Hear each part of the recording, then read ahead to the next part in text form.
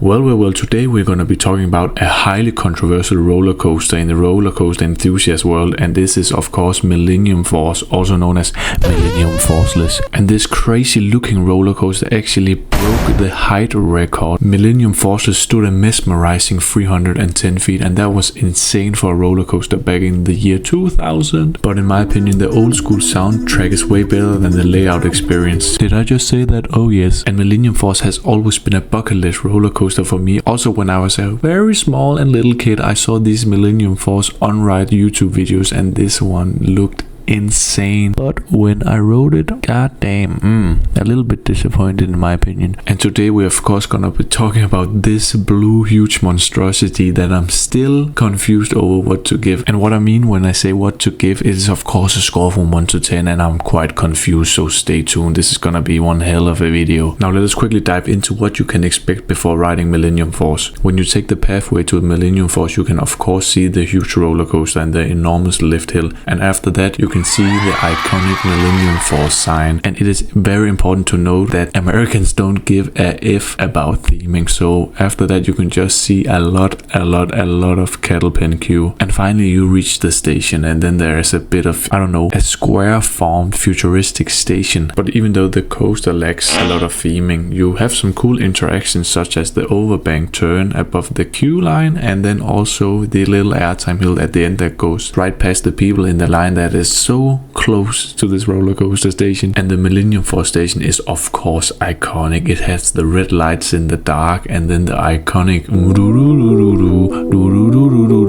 don't copyright me sound music, man. And it is also very important to mention that the Millenium Force seats are awesome to sit in. They are quite comfy with the lap bar, and this intimate lap bar can also be seen at the older generation mega light roller coasters, which are very rare. And it is also important to note that I got 4 rides on this roller coaster, 2 in the middle, 1 in the front, and 1 in the back of course. And I'm of course gonna go over the feeling and forces of the whole ride layout, but before that let's take a boring look at the stats. Quickly, go. I was lucky enough to have the time to travel to America back in May 2024 to ride the awesome roller coasters they have on the East Coast. Millenium Force stands 310 foot tall, that is 93 meters. The length for this ride is 6,595 feet, and then it's 2 kilometers long. And after that we got 93 miles per hour top speed, and that is 100, oh my god, I said top speed, that is 150 kilometers per hour. The scariest part of this ride is of course the cable lift hill that goes quite fast up these 310 feet, and then the roller coaster also has a location near the ocean, and that just makes it more scary because when you go down the drop it almost feels like you're going in the ocean. The first drop on Millenium Force is 80 degrees, and it is best experienced in the back row of course, where you get the huge amount of pull. In the back row it feels like flowjector airtime, and in the front row it feels like floater airtime. And in my opinion this is the only element on Millenium Force that's best experienced in the back row. I might as well say it now, the rest of this ride is front row city. And of course after the first drop you go into this huge iconic overbank turn on Millenium Force, and this overbank turn element has a lot of G-forces throughout the whole train. And this is one of those few places where you can actually gray out, but I didn't because I'm very cool, man. The overbank turn on Millenium Force is actually one of those few elements where I understand why it is called Millenium Force. After that you feel the full speed of Millenium Force as you bank to the left low to the ground through a tunnel, and then you go into a huge airtime hill that gives almost nothing. When I say nothing, that's a bit of floater airtime in the front and a little pinch of floater airtime in the back row when you get pulled down the airtime hill. And now this ride starts to get repetitive as you go into another overbank turn that has a bit of G-force but not much. And now surprise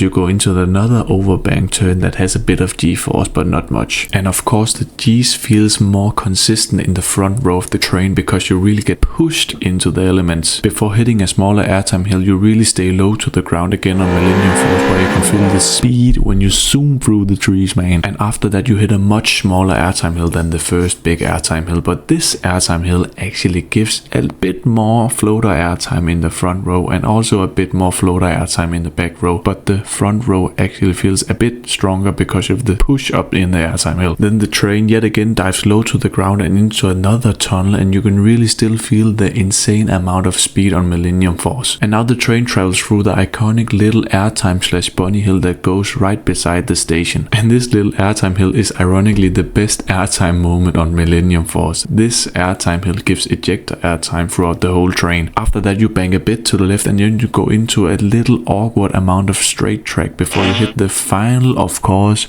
overbanked turn that did not have a single positive G-force in my opinion. In my opinion, you really snail through the last overbank turn on Millenium Force, but this overbank turn is also the end of the ride. After that you of course go into the brake run. And now we have finally reached the best part of this video. I'm gonna give some pros and some cons, and then I'm gonna give this a rating from 1 to 10. Are you excited? Yes. Are you still here? I don't know. The first drop and overbank turn on Millenium Force are the star elements of this ride layout. And Millenium Force also has a lot of low to the ground moments where you can really feel the speed of the ride. That is why the front row is of course preferred on this ride. The only elements that give negative G-forces are the first drop and the final airtime pop on Millenium Force. And I really also agree with a lot of riders who call this roller coaster Millenium Forceless. The rest of this ride layout is forceless, in my opinion, of course. And I would also prefer any negative G heavy airtime moment over any positive G moment on any ride ever. And the main focus of this ride is of course the positive G's and the speed, but no, I want my airtime. If you are a sucker for G-forces, you love Millenium Force. If you are a sucker for airtime, you would quite possibly hate Millenium Force or be disappointed. And if I wanted to describe Millenium Force in 10 seconds, I would say great drop, positive G's, speed, quite repetitive